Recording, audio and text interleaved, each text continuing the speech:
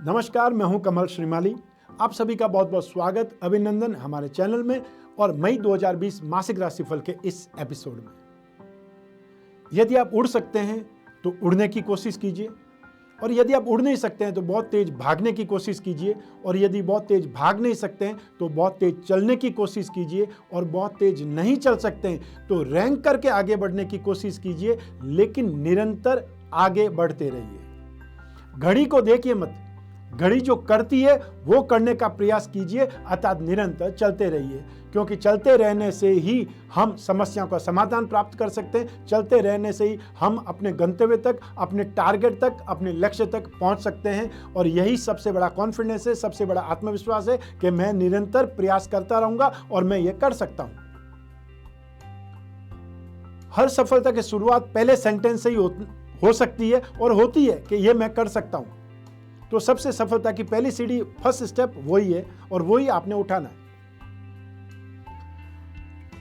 Lockdown में आप बहुत समय तक रह गए, जो आपने नहीं सोचा था जीवन में वो यह भी देखने का मौका आपको मिल गया। और एक प्रकार से मैं ये कहना चाहता हूं कि ये सोचने का समय है, अपने आप को जानने का समय है कि क्या कुछ हमने खो दिया था, क्या हम सही कर रहे थे और क्या गलत कर रहे थे। ये सब कुछ आपने एक प्रकार से एनालाइजेशन कर लिया होगा, एनालिसिस कर लिया होगा कि आप कहाँ सही थे और कहाँ गलत थे। अब सही करने का वक्त है। हर मासिक राशिफल में हम बहुत सारे सेक्टर का विश्लेषण करते हैं, बहुत सारे सेक्टर्स के बारे में बात करते हैं। उसमें से सबसे पहला है आपकी इनकम। तो मई 2020 में जो स्थिति इनकम की है, अर्थात राशि से 11th हाउस से इनकम के बारे में विचार किया जाता है। 11th हाउस का अधिपति शुक्र है जो कि 6th हाउस में है। तो एक प्रकार से 6th हाउस और 11th हाउस दोनों का यहाँ पे रिलेशन बना हुआ है। तो ऐसी स्थिति में आपको लोन लेना पड़ सकता है। जो इनकम है उससे आप संतुष्ट नहीं रहेंगे, जितना भी प्रयास करेंगे इनकम भी होगी, ऐसा नहीं कि इनकम नहीं होगी, इनकम भी होती रहेगी, फिर भी संतुष्टि नहीं मिलेगी। जो लोग लोन लेकर के बिजनेस करना चाहते हैं उन लोगों को एक प्रकार से ये राहत मिलेगी कि उनको लोन मिल जाएगा, चाहे बाजार से लोन मिले, चाहे बैंक से लोन मिले, और या चाहे फ्रेंड सर्कल से लोन मिले, रिश्तेदारों से लोन मिले। लोन लेकर के आपका काम चलेगा, लेकिन इनकम वाइज आप संतुष्ट नहीं होंगे। मई 2020 में तो ये स्थिति है, संतुष्टिप्रद स्थिति नहीं है। इसलिए ये सोच विचार करते हुए अपने आप को आगे बढ़ाइएगा। आपका कॉन्फिडेंस आपके साथ में रहेगा। स्थिति आज वीक है, लेकिन स्थिति 14 मई के बाद में ठीक होने भी लगेगी और स्थिति आगे और ज़्यादा इंप्रूव भी करेगी। लेकिन क्योंकि ये लॉकडाउन की स्थितियां हैं, लॉकडाउन खुलते ही एकदम से सामान्य व्यवहार तो नहीं हो पाएगा। और आप मान लीजिए जॉब करते हैं, तब भी आपकी सैलरी आपको समय पर मिल जाएगी, इसमें एक बहुत बड़ा क्वेश्चन मार्क लगा हुआ है। चाहे गवर्नमेंट की सर्विस करते हैं तब भी वो स्थिति है कि आपकी सैलरी, आपकी जो भी पर्क्स है, जो भी आपको समय पर मिल पाना मुश्किल है, क्योंकि गवर्नमेंट की बहुत सारी घोषणाएं आ चुकी है, अखबार में हम लोगों ने भी पढ़ा है। ऐसी स्थिति में अपने आप को बहुत व्यवस्थित रखने की जरूरत है, अपने आप को प्लान करके और प्रैक्टिकल वे में अप्रोच करने की जरूरत है कि इनकम यदि संतुष्टिप्रद नहीं होती है तो आप उस सिस्टम को, अपने बिजनेस को, अपने कामकाज को कैसे मेंटेन करेंगे, यह सोचने का वक्त आपका आ चुका है। अब बात करते हैं धन और संपत्ति की। राशि से 2nd हाउस से धन और संपत्ति का विचार किया जाता है, इन्वेस्टमेंट का विचार किया जाता है, संचित संपत्ति का विचार किया जाता है। राशि से 2nd आया हुआ बृहस्पति एक प्रकार से आपके लिए ट्रेलर है। 29 मार्च 2020 से 30 जून 2020 तक बृहस्पति यहीं रहेंगे, और आने वाले समय में 20 नवंबर 2020 से लगा करके 6 अप्रैल 2021 तक बृहस्पति यहीं पर रहेंगे। राशि से 2nd आया हुआ बृहस्पति फाइनेंशियली सपोर्ट करता है, फाइनेंशियली अच्छा करता है। तो ये जो समय काल है, लॉकडाउन जो ही खुलेगा आपको इस बृहस्पति का फायदा मिलेगा, इन्वेस्टमेंट के रूप में, धन और संपत्ति के रूप में। यदि आप इन्वेस्टमेंट करते हैं, शेयर में इन्वेस्टमेंट करते हैं, स्पेकुलेशन में या कमोडिटी में या लॉटरी में, किसी भी ढंग से आप अप्रोच करेंगे, यह समय काल आपको बेनिफिट देगा, यह समय काल आपको गेन देगा। सोच विचार करके इन्वेस्टमेंट करना जरूरी है। हमेशा प्रैक्टिकली होकर के प्लानिंग के साथ में इन्वेस्टमेंट करना चाहिए, क्योंकि 30 जून 2020 तक बृहस्पति यहीं रहेगा, इसलिए ये आपके लिए स्थिति अच्छी है। अब शनि की 7.5 का लास्ट फेज आपको चल रहा है। ऐसी स्थिति में भी आपको बहुत संभल करके रहना चाहिए, क्योंकि शनि की 7.5 का मतलब है एक प्रकार से व्यक्ति का एग्जाम लेना। वो सोच समझ करके जो कुछ भी अपनी पारिवारिक स्थिति है, अर्थात जो कुछ भी आपकी अपनी व्यवहारिक स्थिति है, प्रैक्टिकल अप्रोच है, उस सब को आपने एनालाइज करना है, उन सब को व्यवस्थित करना है, क्योंकि शनि की साढ़े साथी व्यक्ति को कभी भी झटका देने के लिए मशहूर है। जो अपने हैं वो भी आपके साथ वैर विरोध करेंगे, और जिनका आपने कुछ भी नहीं बिगाड़ा है वो भी आपके साथ में एक प्रकार से दुश्मनी निभाएंगे, और समय भी यही करता है। तो शनि की साढ़े साथी आपके साथ में एक प्रकार से नेगेटिव अप्रोच के साथ में रहेगी। शनि की साढ़े साथी, शनि जो कि सेकंड हाउस में धन और संपत्ति के क्षेत्र में, शनि जिस भाव में बैठता है उस भाव का भला करता है, और बृहस्पति जिस भाव को देखता है उस भाव का भला करता है, वहां पर शुभता देता है, वहां पर पॉजिटिविटी देता है। तो सेकंड हाउस धन और संपत्ति का है। इसलिए ऐसी स्थिति में जो भी आप इन्वेस्टमेंट करेंगे, जो भी आप प्रॉपर्टी के ऊपर यदि वर्कआउट करते हैं, तो भी स्थिति आपके पक्ष में होती नजर आएगी। इसलिए आप उस और सोच समझ सकते हैं, इन्वेस्टमेंट कर सकते हैं। जो भी आपके पास में स्थिति है, जो भी आपके पास पूंजी है, उसको बहुत सोच समझ कर इस्तेमाल करना जरूरी है। आने वाला समय आर्थिक मंदी का है, ये आप ध्यान रखिएगा। इसके ऊपर मैंने स्पेशल एपिसोड बना करके अपने चैनल पर पब्लिश किया है, वो हमारी प्लेलिस्ट में मौजूद है कि वो आर्थिक मंदी का सामना किन किन को करना पड़ेगा, कौन से सेक्टर में करना पड़ेगा, और ये आर्थिक मंदी कितने दिनों की रहेगी, ये सब कुछ मैंने बतलाया हुआ है समय से पहले ही। आइए अब बात करते हैं पारिवारिक सुख की। राशि से फोर्थ हाउस पारिवारिक सुख के लिए जाना जाता है। इस भाव का अधिपति बृहस्पति है, आपकी राशि का अधिपति, अतः राशि को लग्न मानते हैं तो राशि का अधिपति, लग्न का अधिपति बृहस्पति है, और वो सेकंड हाउस में, सेकंड हाउस में बृहस्पति को शुभ माना जाता है, ये मैंने अभी बतलाया है। ऐसी स्थिति में जो पारिवारिक सुख है वो आपको मिलेगा। शनि की तीसरी दृष्टि शुभ होती है, वह आपके सुख भाव पर है, पारिवारिक सुख भाव पर है। ऐसी स्थिति में भी ये बोला जा सकता है कि पारिवारिक सुख सपोर्ट आपको मिलेगा।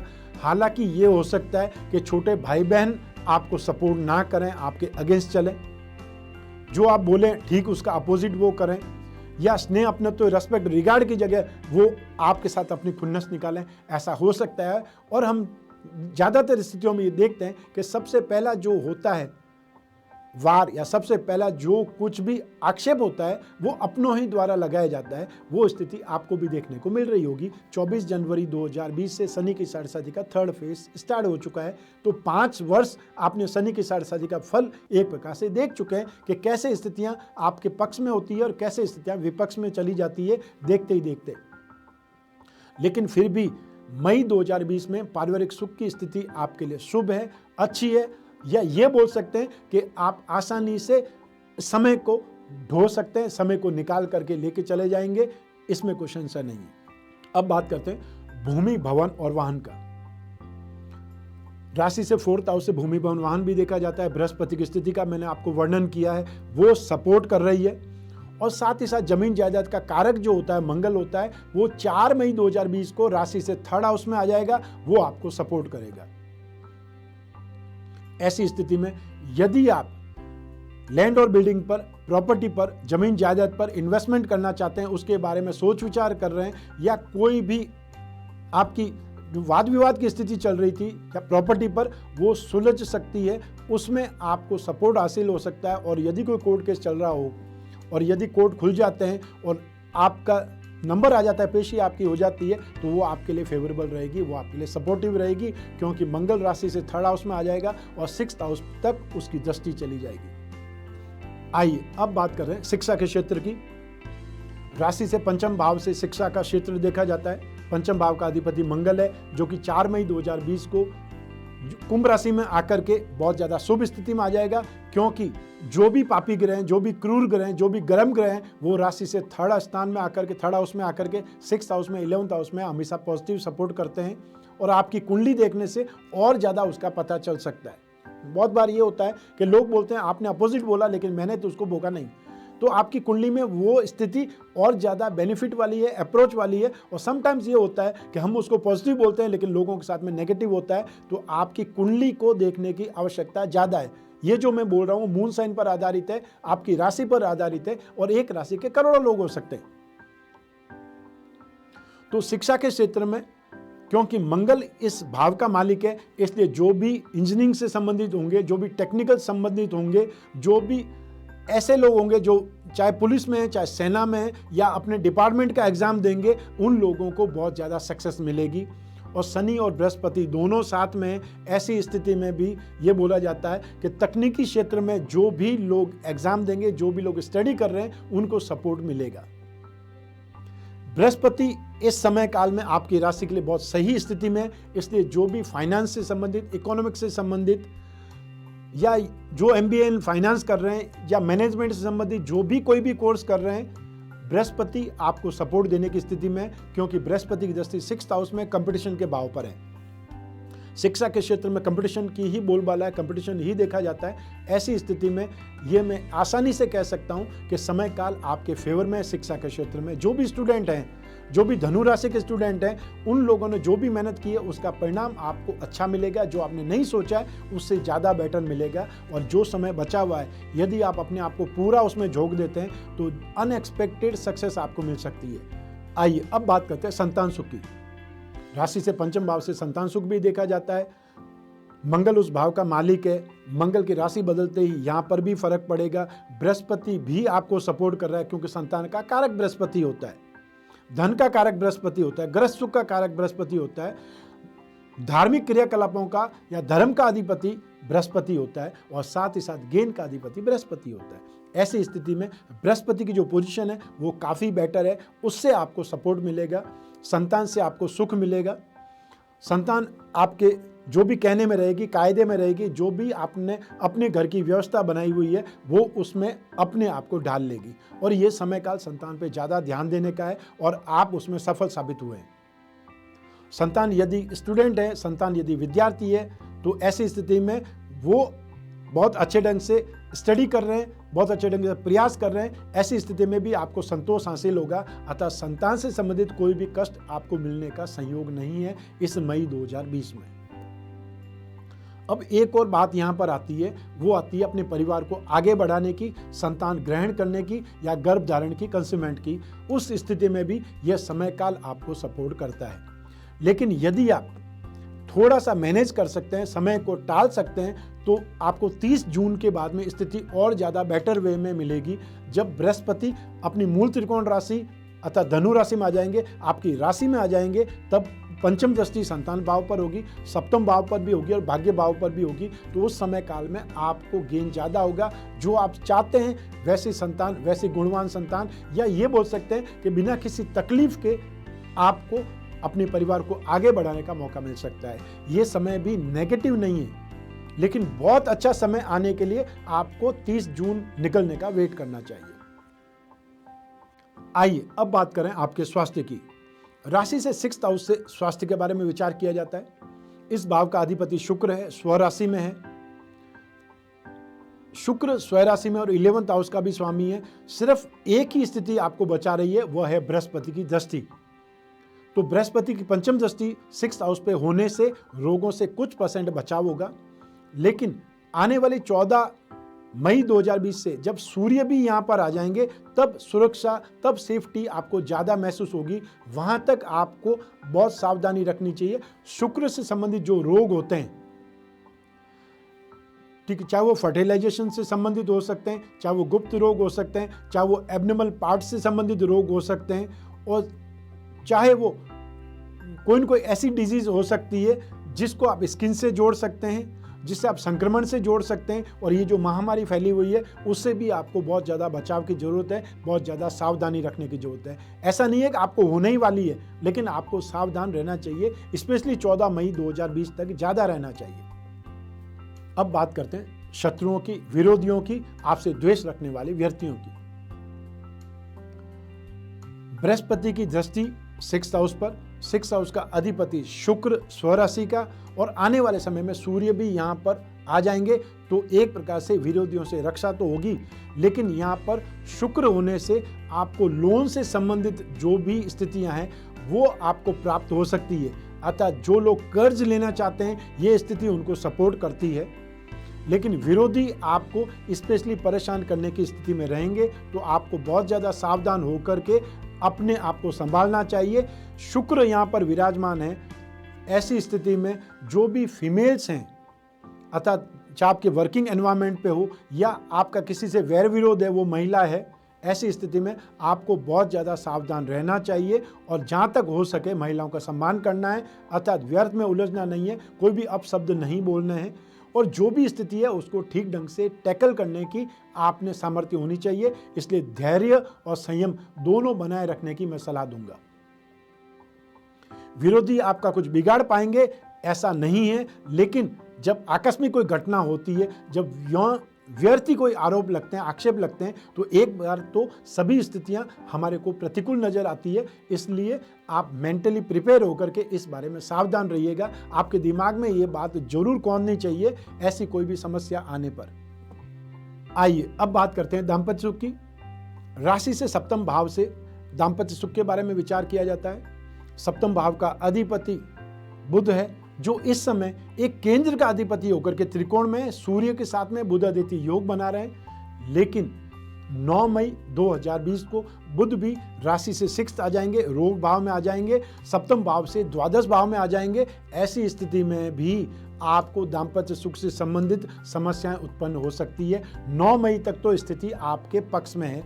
आप जो गृहस्थ सुख में आप ठीक हैं, आप गृहस्थ सुख का आनंद उठा रहे हैं, गृहस्थ सुख से संतुष्ट हैं। और जो घरेलू महिलाएं हैं, हाउसवाइफ्स हैं, उन्होंने बहुत एक प्रकार से परिश्रम किया है, तपस्या की है इस लॉकडाउन में अपने परिवार को सही रखने में, परिवार को स्वस्थ रखने में और परिवार को मेंटेन करने में, हर किसी की आवश्यकताओं को पूरा करने में। तो एक प्रकार से आप धन्यवाद की पात्र हैं, आपका अभिनंदन किया जाना चाहिए। और जो भी आपके जीवन साथी है उनको चाहिए कि लॉकडाउन खुलने के बाद में कुछ न कुछ आपको गिफ्ट जरूर ला करके दे।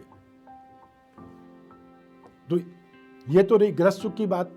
लेकिन जो ही बुध जब चेंज हो जाएगा तब क्या होगा, राहु अपना पूरा कार्य करेगा।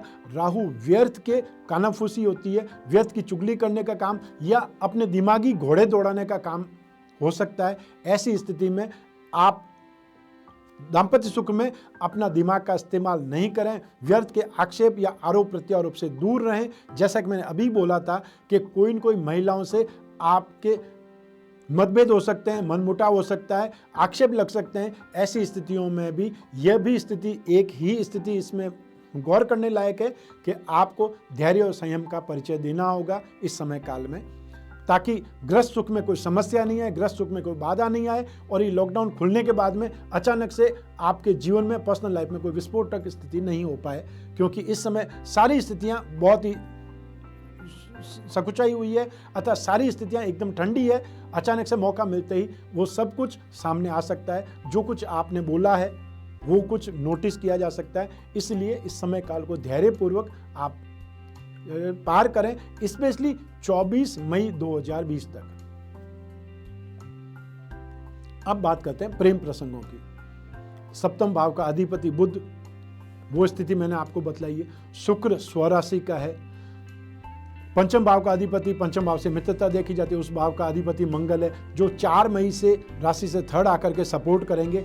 ऐसी स्थिति में जो भी प्रेम प्रसंगों में लोग हैं, रिलेशनशिप में जो लोग हैं, गहरी मित्रता में हैं, लिव इन में रह रहे हैं, उन लोगों को यह स्थिति संतोषप्रद रहेगी। अर्थात वो अपने इमोशन अच्छे ढंग से शेयर कर पाएंगे। आपका जीवन एक प्रकार से जो आप सोचते हैं वो रोमांटिक स्थिति में रहेगा, आप उसका फल प्राप्त कर सकते हैं।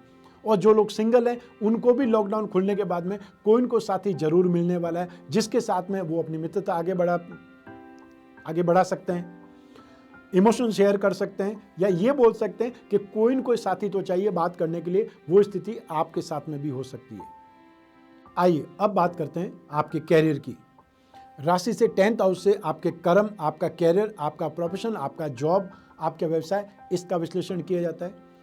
जो राशि से 10th हाउस का अधिपति बुध है, जो कि इस समय काल में एक केंद्र का अधिपति होकर के त्रिकोण में स्थित है और बुध आदित्य योग में, इसलिए राजयोग की स्थिति है। 9 मई 2020 को बुध अगली राशि में चले जाएंगे।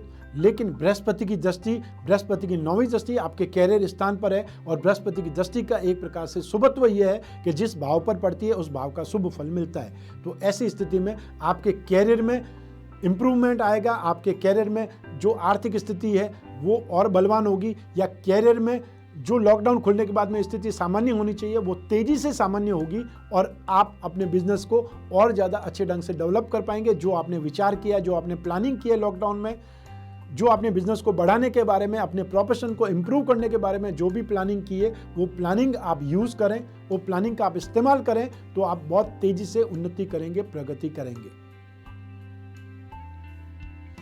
जो लोग स्पेशली टेलीकॉम सेक्टर के काम करने वाले लोग हैं, चाहे वो मोबाइल शॉप करते हैं, चाहे वो रिचार्ज कूपन से संबंधित काम कर रहे हैं, चाहे वो मेमोरी कार्ड से संबंधित काम कर रहे हैं, या टेलीकॉम से संबंधित संचार माध्यम से संबंधित कोई भी काम कर रहे हैं, चाहे वो वाईफाई का डोंगल बेचते हैं, XYZ, जो बहुत सारे इसमें सेक्टर्स हैं, तो उससे संबंधित कोई भी लोग हैं, वो इस समय काल में बहुत ज़्यादा गेन करेंगे।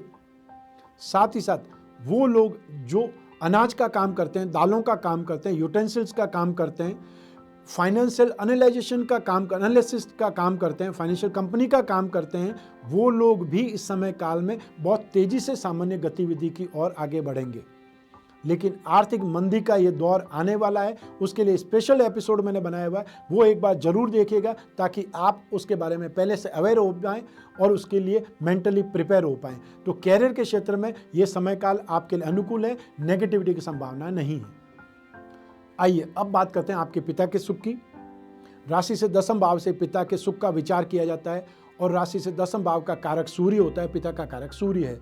दोनों ही स्थिति में आपके केंद्र से संबंधित जो त्रिकोण भाव में है वो सबसे ज़्यादा शुभत्व वाली स्थिति दे रहे हैं। तो सूर्य पंचम भाव में बैठ करके भी आपको सपोर्ट कर रहे हैं और बुध भी, राशि से दसम भाव के अधिपति भी बुध आपको सपोर्ट कर रहे हैं। ऐसी स्थिति में स्पेशली 14 मई 2020 तक आपके पिता के सुख में स्थिति बहुत ज़्यादा अनुकूल है, बहुत ज़्यादा शुभ है।